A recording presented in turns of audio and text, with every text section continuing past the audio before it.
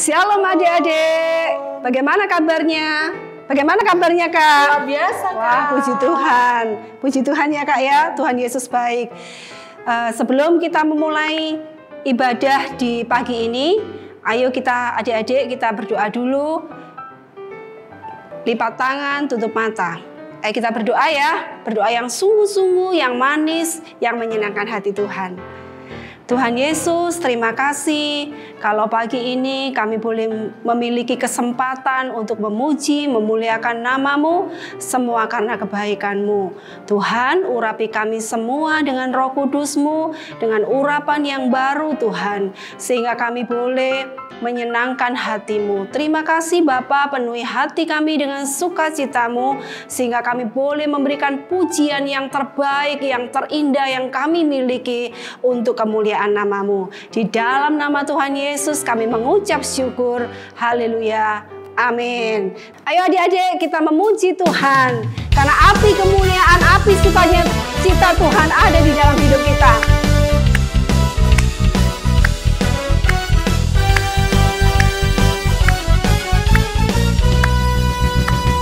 Dengarkanlah suara nafiri memanggil semua umatnya dari seluruh penjuru bumi datang untuk menyembah Dia. Dengarkanlah suara nafiri memanggil semua umatnya. Gereja Tuhan bersatu kini mengangkat tinggi panjinya. Siap maju janganlah lengah, Yesus Panglima kita. Gunakan semua senjata Allah dalam kuasa Roh Kudus. Api kemuliaan-Nya tercurah dari surga, penuhi kami semua. Bangkitlah gerejanya. Api kemuliaan-Nya tercurah dari surga. Beritakan pada dunia bahwa Yesuslah Raja segala raja.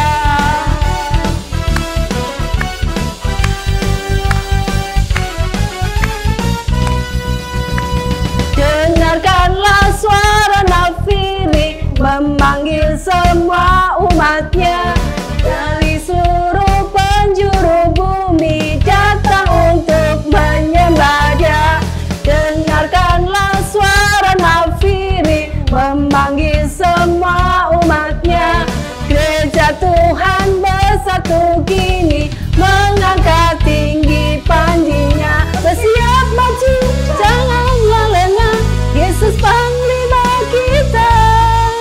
Gunakan semua senjata Allah dalam kuasa Roh Kudus. Api kemuliaan-Nya tercurah dari surga, penuhi kami semua. Bangkitlah gerejanya. Api kemuliaan-Nya tercurah dari surga. Beritakan pada dunia bahwa Yesuslah Raja segala raja.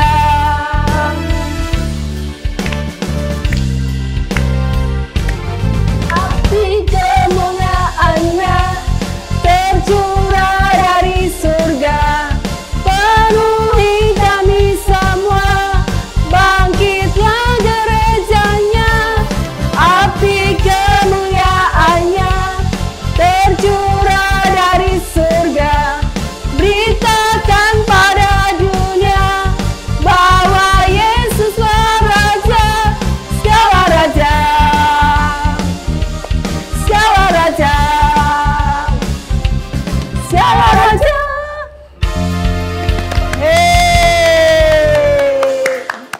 Ayo adik-adik, jangan lelah ya.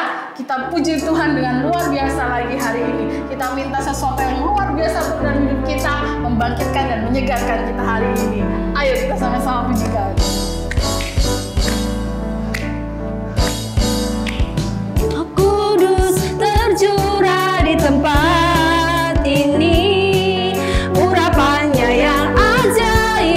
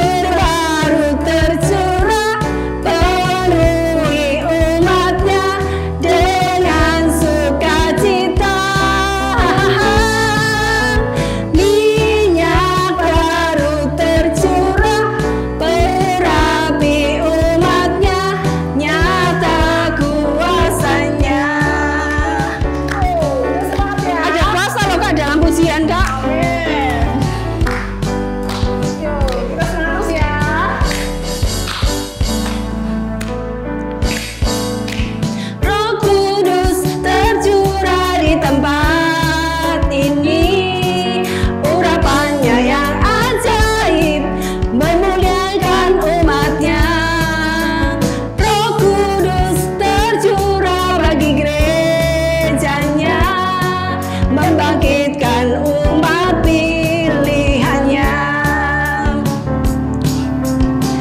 Hari inilah harinya Tuhan, saat pembebasan tiba. Belenggu dosa telah dipatahkan, mari bersorak bagi Dia. Anggur baru tercurah, penuhi umatnya dengan sukacita. Minyak baru tercurah, urapi umatnya, nyata kuasanya. Nyata kuasanya. Nyata kuasanya. Sudah siap loh Kak, dalam kuasa, dalam pujian Kak. Adik-adik, tadi kita sudah puji Tuhan, kita sudah semangat luar biasa puji Tuhan. Sekarang tiba saatnya kita belajar tentang firman Tuhan ya. Mari kita minta Tuhan pimpin kita. Mari sama-sama kita berdoa, satukan hati. Tuhan Yesus, terima kasih Tuhan. Kami sudah memuji, kami sudah memuliakan nama-Mu. Tiba saatnya kami hendak belajar tentang kebenaran firman-Mu. Buat kami mengerti, buat kami memahami Tuhan. Roh-Mu yang kudus tercurah atas hidup kami Tuhan, memberi kami pengertian. Terima kasih Tuhan Yesus, di dalam nama Yesus kami berdoa. Haleluya, amin. Pentakosta, sumber dari Alkitab Perjanjian Baru, Kitab Kisah Para Rasul pasal 2 ayat 1-13.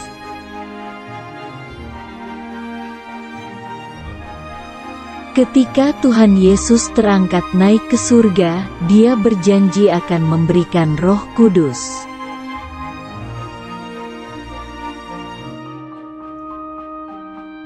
Sepuluh hari kemudian pada hari Pentakosta, semua murid berkumpul di satu rumah.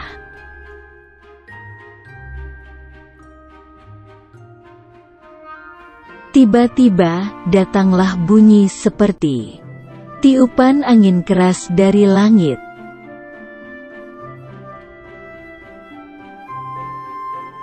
Angin keras itu lalu masuk dan memenuhi seluruh rumah para murid itu berada.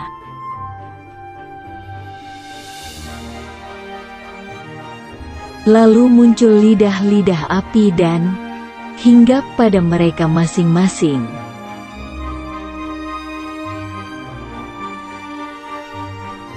Semua murid penuh dengan Roh Kudus, dan mereka mulai berbahasa roh.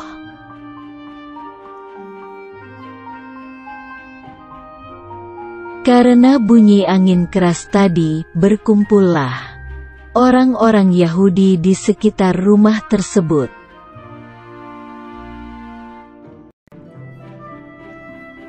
Orang-orang Yahudi merasa heran karena tiba-tiba para murid bisa bicara berbagai bahasa.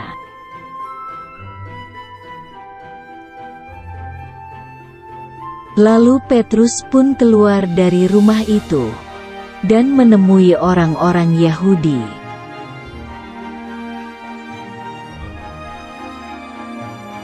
Lalu Petrus memberitahu bahwa apa yang terjadi sekarang karena sudah tertulis di Alkitab.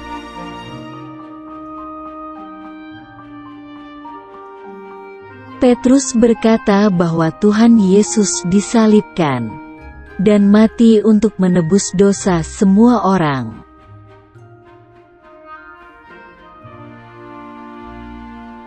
Petrus mengatakan juga bahwa Tuhan Yesus telah bangkit dan hidup untuk selamanya.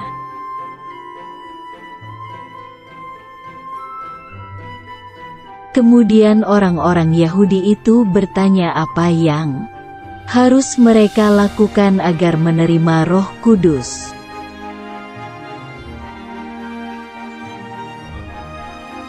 Akhirnya, 3.000 orang Yahudi itu mau bertobat, lalu percaya Tuhan Yesus dan dibaptis semuanya.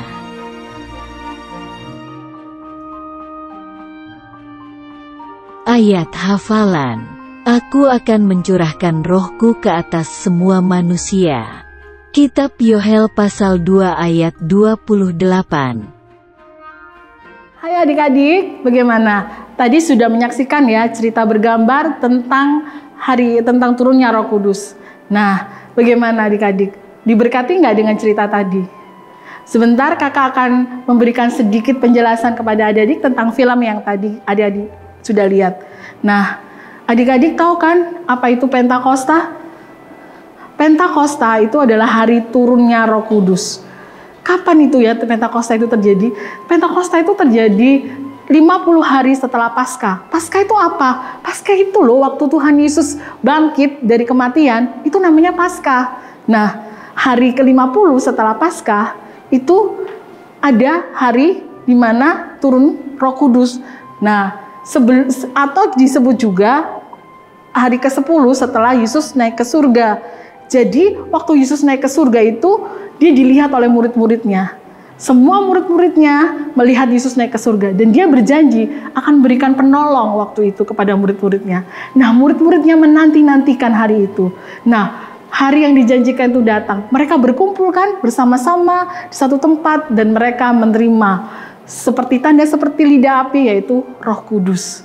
Nah, pertanyaannya sekarang, apakah kita semua adik-adik perlu Roh Kudus? Kakak, adik-adik semua sangat perlu Roh Kudus. Kenapa kita perlu Roh Kudus?